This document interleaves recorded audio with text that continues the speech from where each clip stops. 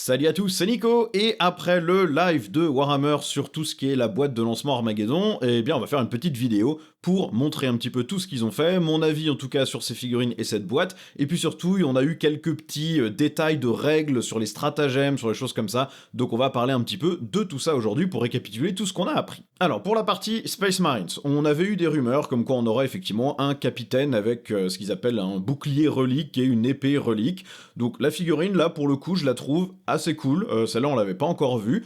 Bon, c'est un énième capitaine Space Marine, mais la pose est belle, il y a des options de casque pour littéralement l'ensemble des figurines Space Marines, donc on reviendra pas dessus à chaque fois, mais vous pouvez mettre un casque ou pas de casque, il y a plusieurs options de casque pour lui, a priori, il y en a un avec une espèce de crête un peu à la romaine, ou un casque avec des lauriers, ou la tête nue. Beaucoup de détails, une belle cape, un beau bouclier, voilà, c'est sympa. En termes de règles, ce qu'ils nous en ont dit, globalement ça va être un capitaine standard, donc c'est moins un PC sur les stratas, et évidemment le côté je m'énerve et je prends plus d'attaques et blessures dévastatrices, donc capitaine standard, sauf qu'il a un bouclier, donc j'imagine qu'il aura plus de points de vie, toujours l'invulnérable à 4+, et puis j'imagine qu'il aura une épée qui va faire 5-2, avec genre 5 ou 6 attaques, voilà, je pense que ça sera pas plus compliqué que ça va être un profil relativement simple. En tout cas la figurine est très belle, là vous pouvez voir les options, donc vous avez le casque avec la crête qui est peinte en ultramarine, et puis le casque avec les lauriers seuls, voilà, c'est sympa, c'est une belle figurine, celle-là elle est pas décevante du tout. On a un nouvel archiviste également, a priori exactement les mêmes règles dans la V11 que ce qu'on a en V10, hein, donc on va avoir l'invulnérable à 4, et puis l'insensible, enfin pour toute l'unité, et puis l'insensible à la douleur contre les attaques psychiques, c'est à peu près tout. Bon, là je suis pas particulièrement inspiré par l'archiviste, je trouve bon, il est pas raté du tout, hein, il est très bien, mais je trouvais que l'archiviste primaris actuel était déjà bien, c'était celui qui avait la main tendue là comme pour jeter son sort. Bon là à la place il a un bâton, il y a pas de souci, ça fonctionne bien, c'est très bien, voilà, il est ni moche ni magnifique, il est classique, celle-là, il n'y a pas de surprise, il est pas incroyable, il est juste bien, c'est une belle figurine, ça marchera très bien. On a ensuite le Chaplain avec Jetpack, lui on l'avait déjà vu, j'avais déjà donné mon avis, je trouve que la figurine est bien, c'est un beau Chaplain, il est bien détaillé, on n'est pas trop sur du Primaris trop lisse, il y a suffisamment de décoration et de choses dessus, la pose est bien, moi perso j'aime bien le côté, il est sur un panache de fumée, je sais que certains préfèrent les socles volants, mais moi j'ai plus envie de gérer ça, donc ça m'ira très bien ce genre de truc.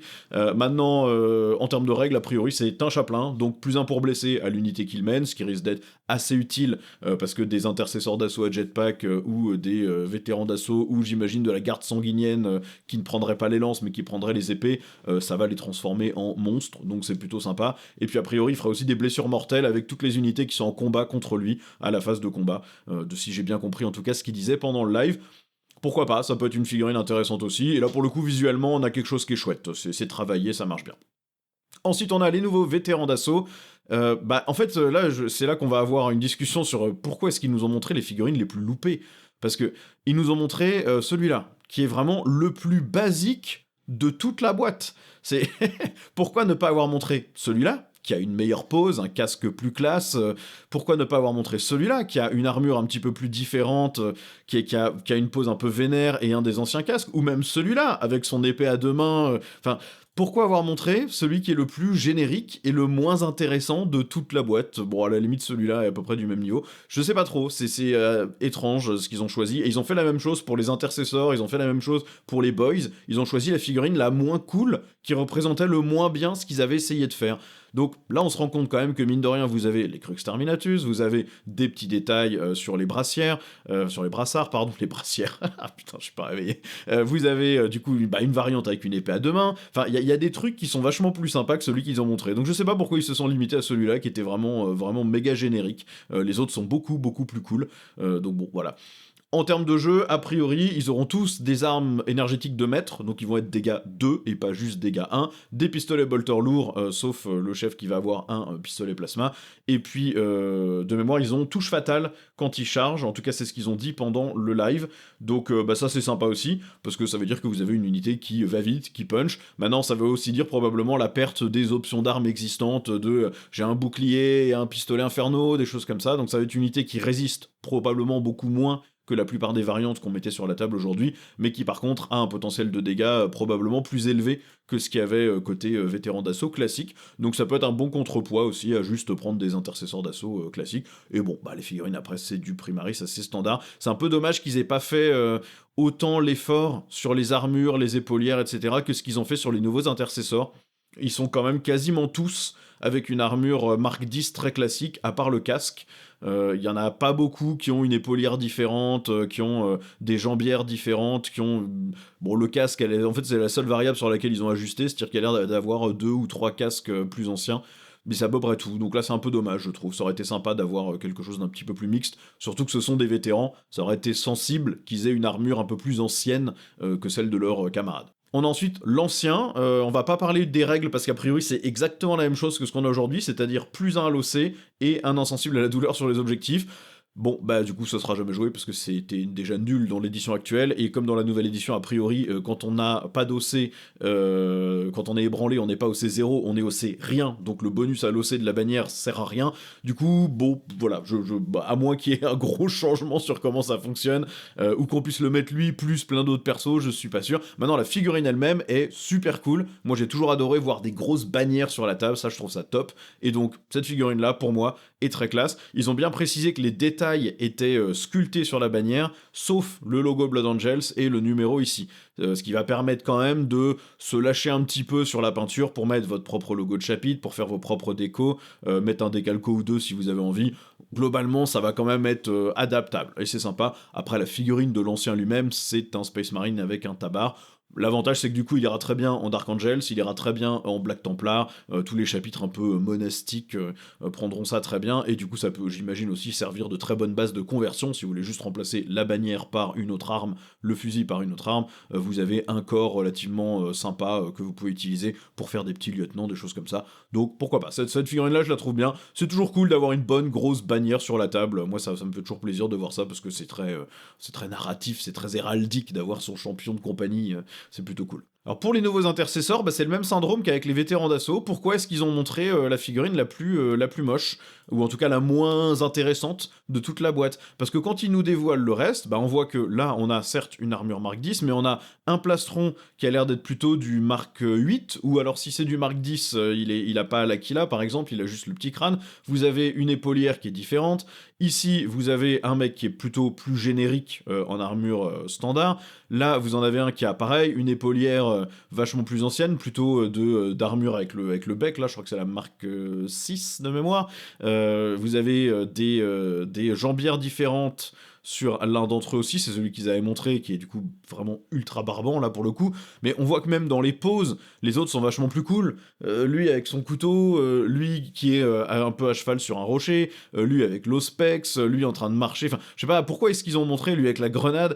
Oh, c'est des push fit, hein, tous les modèles de la boîte, ça veut dire que c'est des trucs en facile à monter, vous les clipsez, vous avez limite pas besoin de les coller si vous avez vraiment bien tout ébarbé, donc vous pourrez pas vraiment changer les poses, mais j'imagine qu'il y aura un kit plus posable après, et du coup, bah, pourquoi avoir montré celui qui est chiant, qui a quasiment aucune différence avec les autres, au lieu d'avoir montré, je sais pas, lui, qui a du coup, bah, vous lui mettiez le casque marque 8 là, et puis, ou marque 7, et puis vous lui mettiez ces épaulières là, et puis vous aviez un truc qui était vachement plus représentatif, enfin je sais pas. Et je trouve qu'ils se sont lourdés sur le reveal. Bon après voilà, c'est des intercesseurs, hein, ça reste des Space Marines ultra génériques avec des fusils bolters et des lance-grenades, mais dans les poses et dans les variétés d'armure, il y avait mieux à montrer que ce qu'ils ont montré, clairement. Et je trouve que du coup, ces figurines sont plutôt cool, au contraire, parce qu'on commence à retrouver un peu de diversité entre les figurines, au lieu d'avoir vraiment des clones les uns des autres avec juste une pose différente. Donc je trouve que c'est plutôt rassurant sur la direction que ça prend. Et ensuite, on a les éradicateurs avec bolter lourd. Alors eux, du coup, bah, bon, je pensais qu'ils allaient nous trouver un autre nom, genre les exterminateurs ou je sais pas quoi. Non, c'est juste des éradicateurs, sauf qu'au lieu d'avoir des fuseurs et des multifuseurs, ils ont des bolters lourds. Donc j'imagine pas d'option d'armes pour eux, ils sont tous en bolter lourd. Et bah ce sont là pour le coup juste vraiment des gravis avec des bolters lourds. Il y a rien de particulièrement incroyable. Ils ont encore voulu dispatcher un peu des casques. Alors ce qui est marrant, c'est que du coup autant le casque Mark 7 ici, je le comprends, parce que vous êtes en armure énergétique lambda, donc que vous ayez un casque Mark 7 qui va par-dessus cette armure, ça me paraît pas bizarre. Par contre là, l'armure Gravis, c'est tout nouveau, ça n'existait pas avant les Primaris. Et donc ça veut dire qu'ils ont volontairement fabriqué un casque Mark 7 avec un look de Gravis. Et ça, du coup, ça, je comprends pas le principe, parce que un vieux Space Marine qui a sa vieille armure et garder son casque en récup parce que le renouvellement du matériel sur le champ de bataille, la logistique, etc. Je comprends, mais là, ça veut dire que délibérément, il y a des mondes forges qui ont fabriqué des casques Mark 7 pour des armures Gravis spécifiquement, et du coup, ça a pas vraiment de sens sur une armure Gravis, je trouve. Après, je m'en fous, ça marche très bien visuellement, mais du coup, ça n'a aucun sens, en termes de pourquoi est-ce que tu porterais un casque comme ça, parce que ce casque, il n'existe pas. C'est pas un vieux casque de récup, c'est un nouveau truc qui a été fabriqué pour l'armure Gravis, avec des bonus d'armure Gravis dessus. Bref. C'est un détail stupide de nerd crétin, mais ça m'a fait un peu marrer. Après, voilà, les figurines sont sympatoches, il n'y a pas de souci. L'espèce de bouclier à l'avant, ils ont passé 5 heures à dire que ça vous permettait de mettre l'héraldique de votre chapitre et tout. Bon, pourquoi pas, c'est sympa.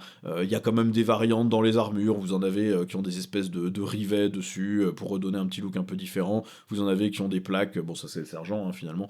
Mais bon, en termes de règles, ils introduisent un truc intéressant avec eux, c'est-à-dire que a priori, ils auraient la règle déflagration quand ils tirent sur des unités qui ne sont pas monstres ou véhicules, donc globalement infanterie ou montée, etc.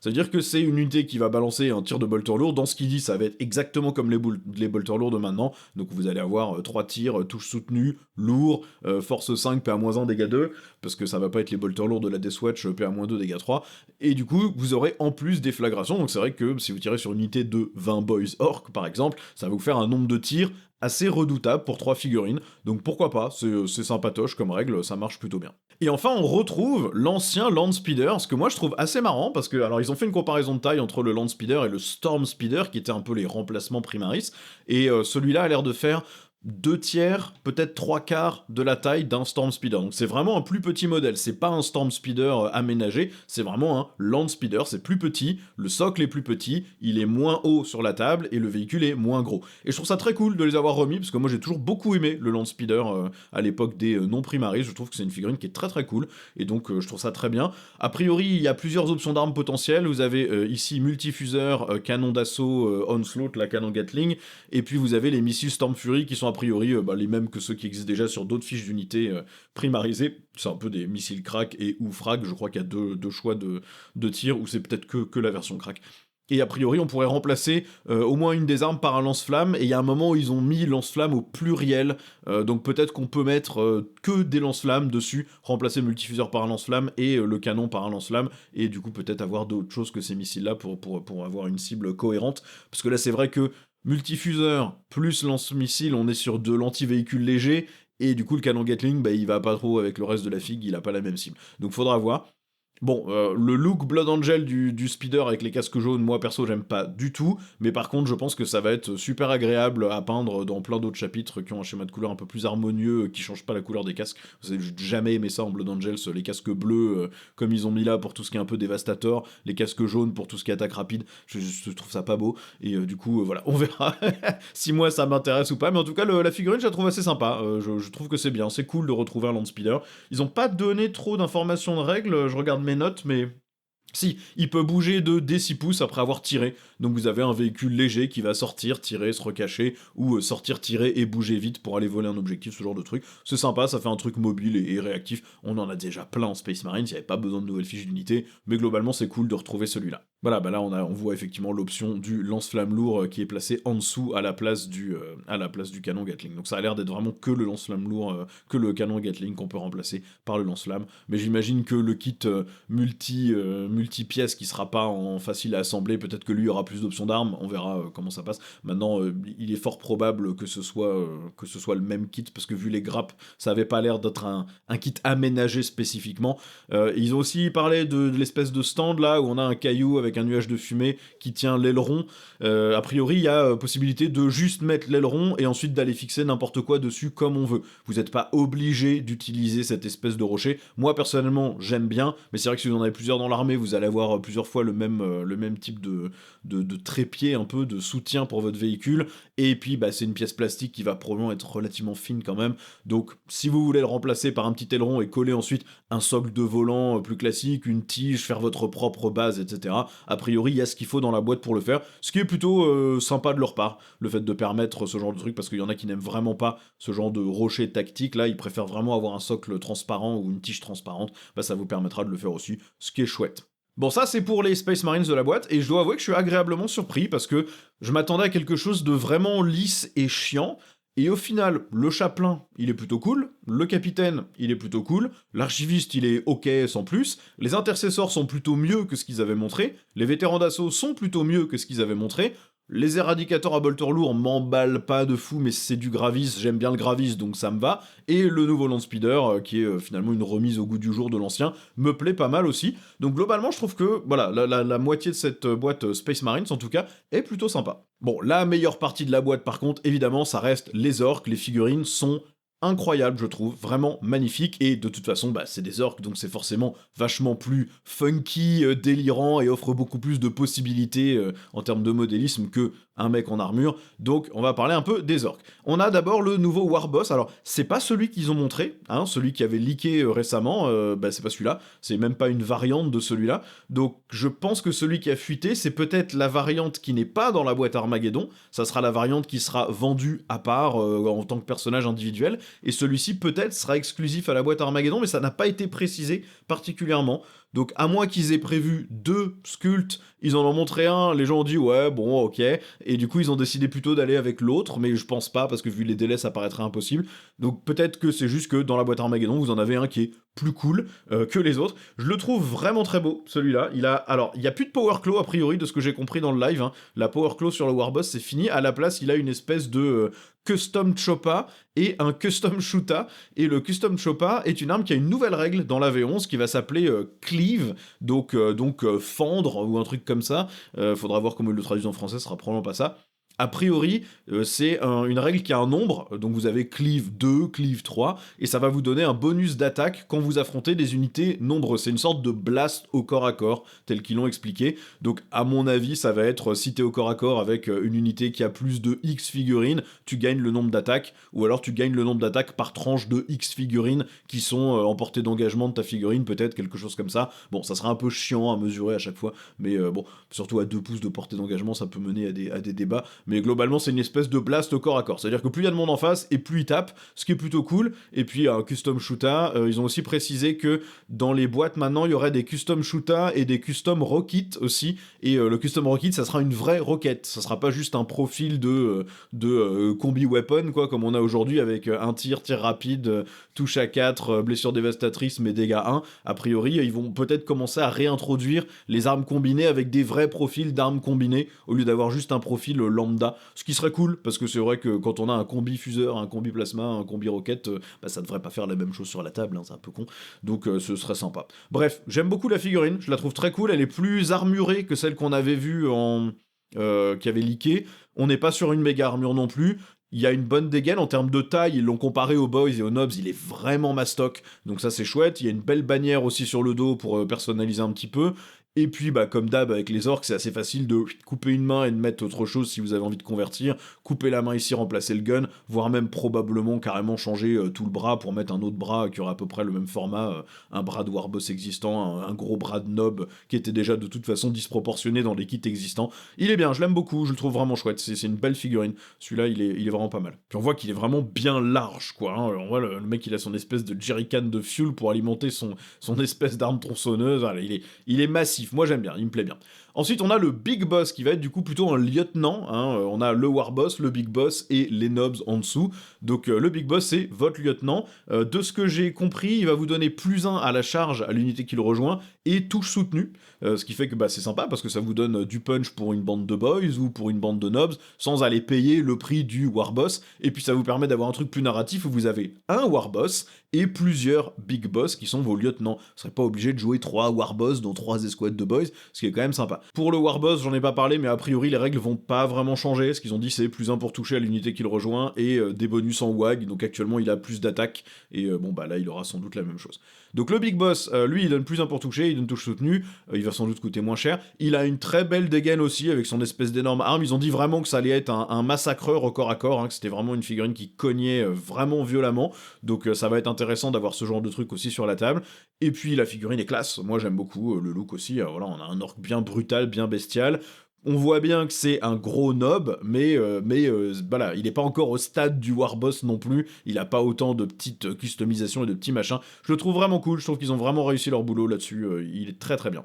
Ensuite, on a un nob avec une bannière, ça c'est pareil, la figurine est géniale, mais j'aime bien comme il est massif, c'est-à-dire qu'ils ont pas une taille fine, quoi, hein, ces nouveaux orques, hein. Vous voyez là, les torses, ils sont épais, là, on voit que c'est vraiment, ils ont des proportions plus brutales, je trouve, et ça me plaît bien. Je trouve que c'est une bonne direction pour les orques, ça fonctionne bien.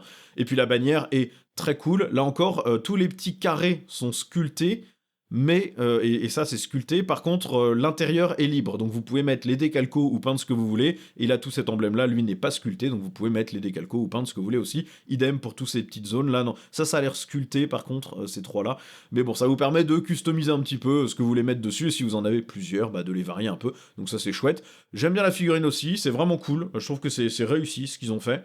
A priori, elle vous donne une invulnérable à 5, et en plus, il a la règle de support, ce qui lui permet de rejoindre une unité qui aurait déjà un autre personnage meneur, hein. Ça c'est ce dont ils avaient parlé en V11, on pourra mettre plus facilement 2 personnages dans la même unité, ça c'est plutôt cool. Donc bah, ça va être une bonne figurine. A priori, il y a +1 à l'endurance aussi de l'unité qu'il rejoint quand vous avez déclenché la WAG, ce qui est plutôt cool aussi, parce que bah, ça veut dire que vous avez des boys qui résistent beaucoup mieux, des nobs qui résistent beaucoup mieux, enfin j'imagine qu'il pourra rejoindre aussi des nobs, typiquement. Donc chouette, c'est une chouette figurine, et puis bah là encore, on a une bonne grosse bannière sur la table, et ça c'est toujours cool, c'est toujours appréciable. Moi je trouve ça sympa de revoir ce genre de figurine, surtout que vu les règles de la V11, a priori, le fait d'avoir une grande bannière ne devrait plus être un aussi gros handicap, parce qu'actuellement vous êtes dans une ruine, vous avez la bannière qui dépasse par le haut, bah vous êtes visible et on peut vous sécher toute l'unité. Dans la nouvelle version, de toute façon, vu comment sont foutues les ruines, vous serez visible si vous êtes dans la ruine, donc que vous ayez une grande bannière ou pas ne changera rien, et du coup ça va être plus intéressant de les jouer je pense qu'aujourd'hui. Vraiment chouette, j'aime beaucoup la figue.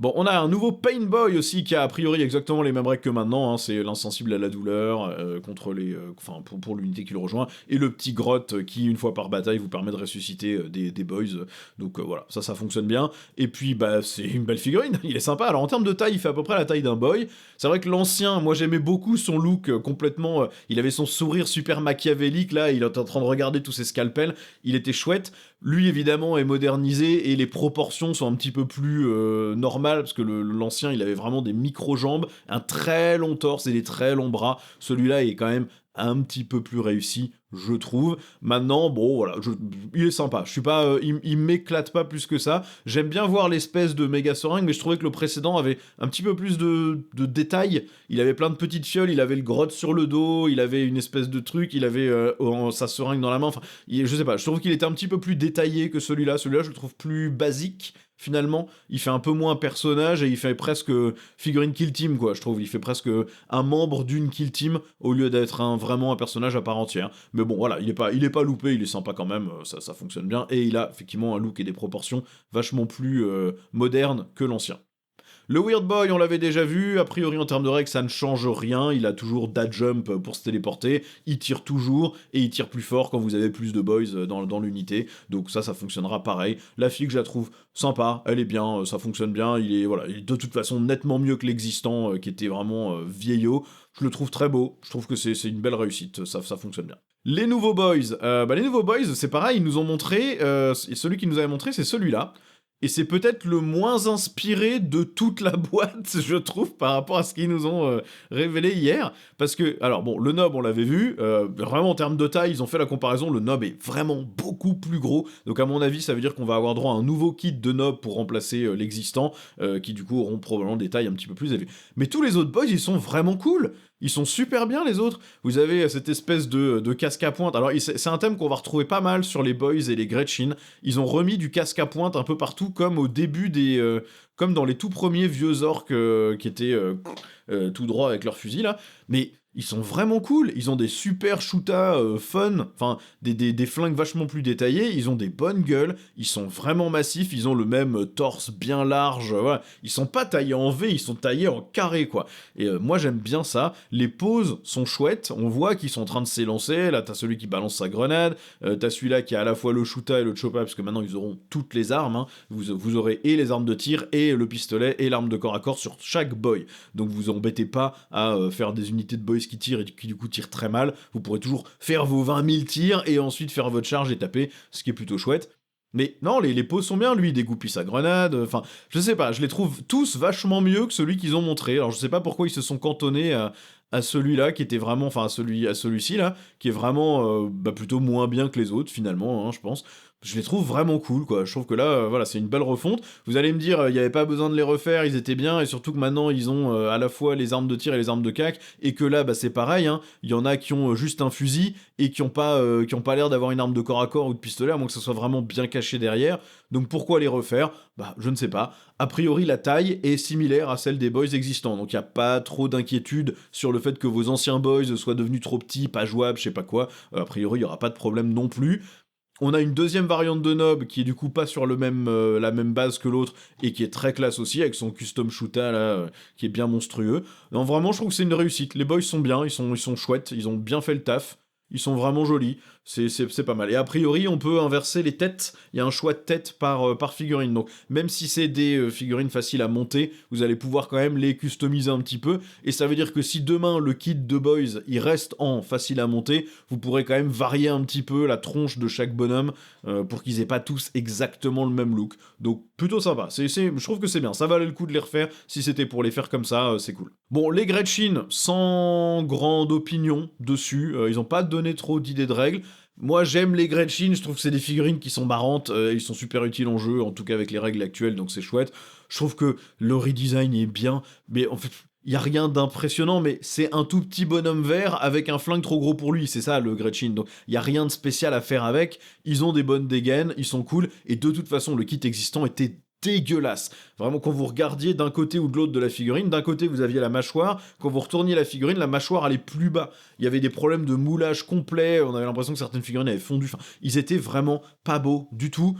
Voilà, au moins ceux-là, ils ont une dégaine un petit peu plus réussie, ils ont des proportions très dégingandées qui marchent bien, je trouve que voilà, ça fonctionne. C'est pas inspirant de ouf, mais ça marche. Voilà, il y a rien à dire de spécial. C'est des figurines qui sont ok, c'est des Gretchen, ça marchera très bien. A priori, il y a plus de fouettards, donc vous allez plus avoir ce petit orc qui les accompagne. Vous allez juste avoir 10 Gretchen, et puis c'est comme ça. Et bon, à la limite, ok, parce que de toute façon, le fouettard, il crevait pareil, donc ça n'avait absolument aucun intérêt d'avoir le fouettard particulièrement. On a aussi le retour du War Track, alors ça c'est chouette, hein. Si vous êtes un vieux de la vieille, vous avez connu ça, si vous avez joué au vieux Dawn of War, vous en aviez, et vous avez détesté les affronter parce qu'ils avaient une portée beaucoup trop longue, donc ils vous bombardaient en permanence avec leur mortier, et bien là vous avez un War Track qui va du coup a priori pouvoir avoir un custom shoota et des rocket launchers, ou j'ai pas compris si c'était l'un ou l'autre. Il n'y a pas trop de... Alors peut-être que le custom shoota c'est l'arme qu'a le nob qui est à l'arrière, parce qu'a priori c'est un nob qui pilote le truc, donc peut-être que c'est son arme à lui, mais du coup vous avez surtout des roquettes. Alors ils ont donné un nouveau profil pour ces roquettes, on sait pas si ce profil sera pour toutes les roquettes, ou si c'est juste pour les roquettes du War Track, mais a priori c'est D3 plus 3 tirs, quand aujourd'hui c'est D3 plus déflagration, force 10, quand aujourd'hui c'est force 9, et ils ont dit dégâts 3, toujours comme les roquettes, j'imagine qu'on sera sur la PA-2 comme aujourd'hui. À voir, est-ce que toutes les roquettes prennent ce nouveau profil, ou est-ce que c'est vraiment que le War Track qui a, comme il tire plus de roquettes d'un coup, c'est mieux. Voilà, ça on verra. Je serais assez surpris que les roquettes d'un War Track soient meilleures que celles d'un Death Dread par exemple, ou d'une Kill a Can. Mais bon, on verra bien. En tout cas, la figurine est très belle. J'aime beaucoup le look, de toute façon, moi, des véhicules orques. Là, on voit que c'est clairement juste le mec, il a pris une moto et il a mis deux grosses chenilles derrière pour pouvoir mettre une plateforme. Et il y a un mec qui est monté dessus pour shooter. J'aime beaucoup la figue, je la trouve vraiment chouette, voilà. Alors comme d'hab, ils ont du mal à mettre des canonniers qui ont des poses qui fonctionnent. Il est trop tout droit debout à tenir. Pourquoi est-ce qu'il est pas les jambes un peu écartées, de profil à tenir le truc, comme s'il était vraiment en train d'essayer de s'équilibrer. Bon, c'est toujours un peu dommage avec les canonniers sur les trucs, ils arrivent jamais à les mettre correctement avec des poses qui soient un peu sympas. Mais globalement, la figurine est très cool, moi j'aime bien ce qu'ils ont fait. On ne sait pas plus que ça sur les règles du Wartrack en termes de mouvement, sa règle spéciale, etc. Mais en tout cas, il y a l'air d'avoir eu un buff sur les roquettes, ce qui est plutôt chouette. Et puis surtout, la pièce centrale, c'est le Dakarig, le Big Mech Dakarig. Donc ça, c'est le marcheur qu'on avait vu dans l'intro, la vidéo de présentation, enfin la vidéo cinématique en tout cas de la boîte Armageddon. Ils ont fait une comparaison de taille, ça va plus haut qu'un Dev Dread actuel, même sans compter la bannière. Donc si vous comptez le Dev Dread et ses pots d'échappement, en fait il arrive à peu près à la hauteur du champ de force custom, parce que oui, vous avez un champ de force custom là-dessus, donc vous allez avoir pour le moment une invulnérable à 4 ou 5 je pense sur le véhicule, et a priori ça balance un volume de tir complètement débile. Vous avez lourd et touche soutenue sur le canon, et a priori, vous avez aussi un nombre d'attaques qui augmente quand vous tirez sur des cibles qui ne sont pas monstres et véhicules. Donc ça va être un truc qui est fait pour décimer la petite infanterie. Et puis vous avez en plus des roquettes par-dessus qui, j'imagine, du coup auront le même profil que celle du Wartrack avec la force améliorée et plus de tir aussi. C'est chouette, moi j'aime beaucoup la figue aussi. J'espère qu'on peut la poser un peu sans trop de difficulté, parce que je trouve qu'elle a une pose très statique. J'aimerais bien pouvoir la mettre en mouvement, moi. Le faire courir, ou en tout cas avoir un des pieds qui est plus posé, comme s'il était en train d'avancer. Mais globalement, je trouve que la figue est bien. Comme il disait, ça ressemble un peu à un squig. Alors on le voit plus quand on la regarde un peu de côté, enfin on le voyait mieux dans la vidéo. Mais ça ressemble à un squigosaure, quoi. On a deux espèces de grosses pattes et une espèce de gros bulbe, comme une mâchoire, où on a un peu les dents là à l'avant. Je trouve que c'est chouette, c'est une belle figurine, moi j'aime bien aussi, pareil, tout le délire véhicule orc crétin, je trouve ça très bien, donc c'est plutôt cool, j'aime bien ce qu'ils ont fait là aussi. Bon, ça c'est pour le volet orc, qui m'emballe beaucoup, plus que le volet Space Marines, même si je trouve que je suis agréablement surpris par le volet Space Marines. Mais dans la boîte, vous avez aussi quelques petits bonus, on va dire. D'abord, il y a ce livre, alors a priori ça n'est qu'un livre de lore, d'historique, donc ça a l'air d'être plutôt l'historique de la campagne Armageddon, pas forcément l'historique de tout le jeu. Donc il y a un détail des forces en présence, il y a de l'héraldique, les couleurs des chapitres, plein d'histoires, le détail des zones de guerre et tout. Donc on est presque sur les bouquins de campagne qu'ils ont sortis pendant l'édition, sauf qu'il n'y a pas de règle de campagne dedans, ça n'est que de l'historique. A priori c'est taille codex, hein, c'est genre 120 pages, hein, taille, codex type Emperor Children, quoi, pas les plus gros codex. Donc il y a quand même du matos là-dedans, pour ceux que ça intéresse. Intéressant, pourquoi pas. Bon, a priori c'est exclusif à la boîte de lancement, vous ne pourrez pas l'acheter à part, ce que je trouve un peu dommage, parce que moi je suis toujours client de ce genre de truc, même si c'est toujours beaucoup trop cher pour ce qu'il y a, pour ce qu'il y a dedans, et que c'est juste un peu de lecture. Moi j'aime bien ce genre de truc, ça remet du contexte un peu aussi dans l'univers de Warhammer, ça donne quelques petits indices sur ce qui peut arriver après, etc. Je trouve ça plutôt chouette, mais bon, là ça sera exclusif à la boîte. Il file aussi un bouquin de règles format souple et petit format, ce qui est intelligent. Alors le bouquin de règles, de toute façon il sera obsolète au bout de 3 mois, puisque ce qu'il y a dedans aura changé, il y aura une règle majeure qui aura été modifiée parce que c'était pété, c'est garanti, donc ça restera pas pertinent très très longtemps, mais c'est vrai que pour le début, avoir un truc qui est plus facile à trimballer que l'énorme bouquin où vous avez tout l'historique du jeu, toutes les règles, etc., ça sera probablement plus facile. Maintenant, du coup, ça veut dire qu'il n'y a pas d'historique de l'univers, a priori, dans cette boîte. Vous avez juste l'historique de la campagne Armageddon et les règles, mais vous n'avez pas l'historique de l'univers de Warhammer 40 000 dedans. En tout cas, j'ai pas l'impression, à moins que ça soit très résumé vite fait dans le bouquin de la campagne Armageddon. Donc je ne sais pas trop, ça paraît assez surprenant, parce qu'un nouvel arrivant, du coup, n'aurait pas l'historique global. Est-ce que c'est pour inciter les gens à acheter en plus un gros bouquin de règles potentiel qui sortirait après, mastoc comme ça, où il y aurait tout l'historique dedans? J'espère pas, ça paraît un petit peu vilain quand même de faire ce genre de choses. Maintenant vous avez aussi du coup les cartes de mission, donc ça va être les missions secondaires, et puis évidemment toutes les missions principales où vous appairez votre détachement avec celui de l'adversaire pour savoir ce que chacun va devoir faire sur la table. Donc ça, vous avez ça dans la boîte directement, évidemment vous pourrez l'acheter à part après, il n'y a pas de raison. Donc il y a des missions secondaires mises à jour, donc je pense qu'on sera globalement sur un peu les mêmes missions secondaires que ce qu'on a déjà en V10, avec quelques petits changements. Ça va pas être une refonte intégrale des missions, je pense. Et vous avez 25 missions principales, des cartes de déploiement qui donnent 3 choix équilibrés pour chaque match-up, ce que je trouve sympa aussi, parce que du coup ça va vous permettre de varier un peu les choses quand même aussi en fonction des missions principales que vous jouez. et a priori c'est vraiment fait pour représenter les parties jeu égal et des parties narratives, puisque bah, effectivement la carte de mission principale que vous avez, elle vous donne une mission qui est adaptée au style d'armée que vous allez jouer en fonction de votre détachement. Donc si vous êtes un détachement qui est censé faire plein d'actions, du sabotage sur la table, etc., eh bien la mission principale que vous allez jouer vous incite à faire ça, et donc vous pouvez facilement vous représenter la narration de la bataille de ils veulent détruire la planète et prendre le contrôle parce qu'ils sont en take and hold, en prendre et tenir en termes de mission principale, et nous on doit les empêcher de le faire en sabotant tous les trucs sur la table. Donc tout de suite ça vous crée une narration plus intelligente que bah il y en a un qui doit faire un rituel, mais moi aussi du coup je dois faire un rituel, mais mon armée elle s'en fout des rituels, c'est des nécrons, ils font pas de rituels, donc pourquoi je fais des rituels? Bah je sais pas, on a qu'à imaginer autre chose. Là c'est un peu plus facile de se projeter, donc je trouve ça bien. Et puis vous avez un nouveau pack de cartes qui s'appelle le pack Dominatus. De ce que j'ai compris, c'est ce qui va remplacer le mode croisade. Il y a quelqu'un qui a posé la question en disant qu'est-ce qu'il en est de croisade, et ils ont un peu éludé en disant que en V10 la croisade c'était la manière de jouer en narratif, mais qu'en V11 toutes les parties sont narratives avec les cartes de mission principale, etc. Et donc ça a l'air de laisser sous-entendre que le mode croisade sera plus là en V11, et qu'à la place, si vous voulez faire des campagnes où les missions sont liées les unes aux autres, vous avez ce type de deck qui va a priori vous donner des phases de campagne et qui vous donne des briefings pour des alliances au sein d'une campagne et qui vous donne des missions à accomplir sur plusieurs parties. Donc ça va a priori plutôt remplacer le système de croisade qui existe dans les codex actuels, ce qui risque de frustrer certaines personnes. Moi j'ai jamais joué au mode croisade parce que ça avait l'air d'être trop intensif en termes de tenue, etc. Et de toute façon j'aime pas jouer la même armée 4, 5, 6 fois de suite, ça m'agace un peu. Vu que j'ai pas mal d'armées, j'aime bien varier les plaisirs. Mais pour ceux qui étaient fans du mode croisade, je pense que ça veut dire qu'il y a sans doute moins d'équipements que vous pouvez faire gagner, moins de progression sur vos unités, etc. Parce que, ou en tout cas, ça sera moins spécialisé vis-à-vis de votre armée.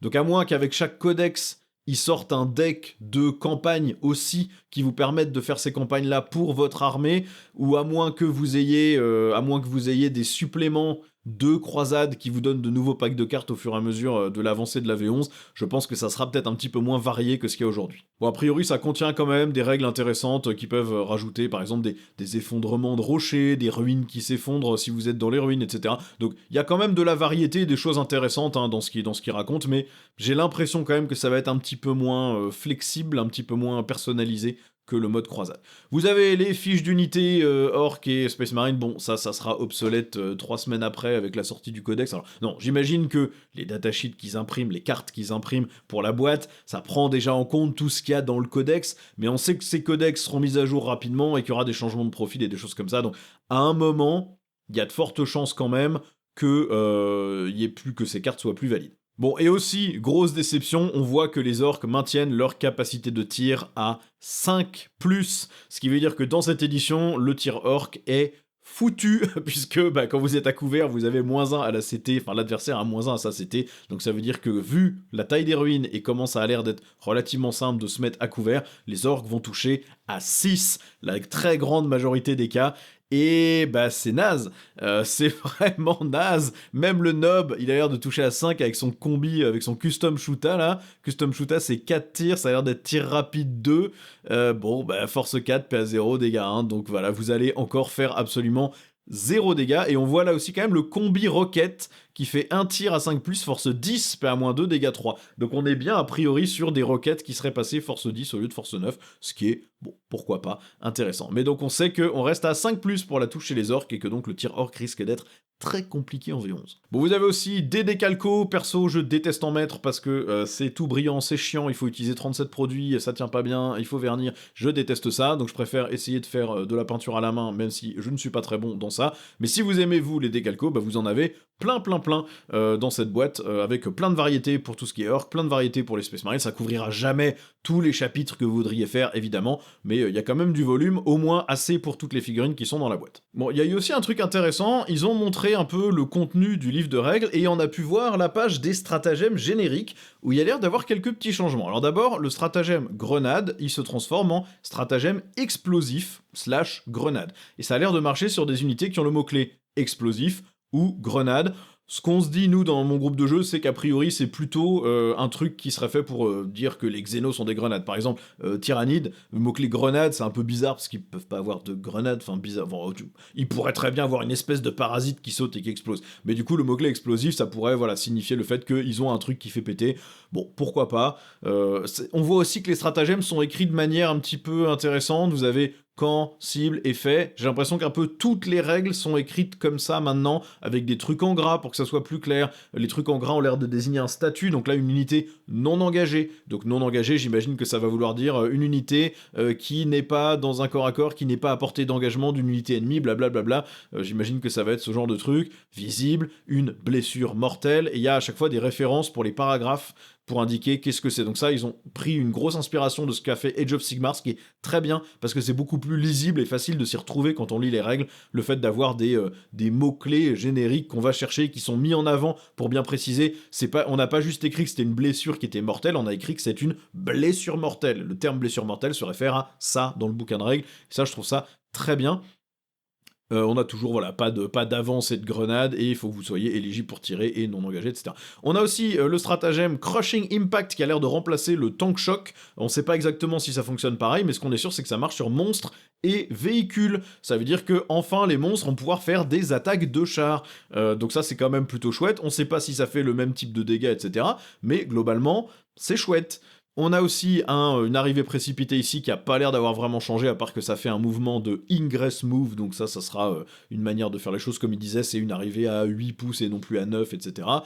Vous avez le tir en état d'alerte qui a beaucoup changé, puisque le tir en état d'alerte a priori ne se fait plus que à la fin de la phase de mouvement ennemi, mais vous pouvez cibler n'importe quelle unité ennemie non engagée. Et vous tirez en utilisant les règles de snap shooting qui sont décrites ici, qui sont probablement les mêmes que en tir en état d'alerte normal. Là, on voit jet de touche non modifié, et là, on voit ballistic skill, donc capacité de tir. J'imagine que c'est pour dire que seuls les résultats non modifiés de 6 permettent de toucher, et on ignore les modificateurs à la capacité de tir, voilà, pour dire que tu peux pas toucher à -1, blablabla.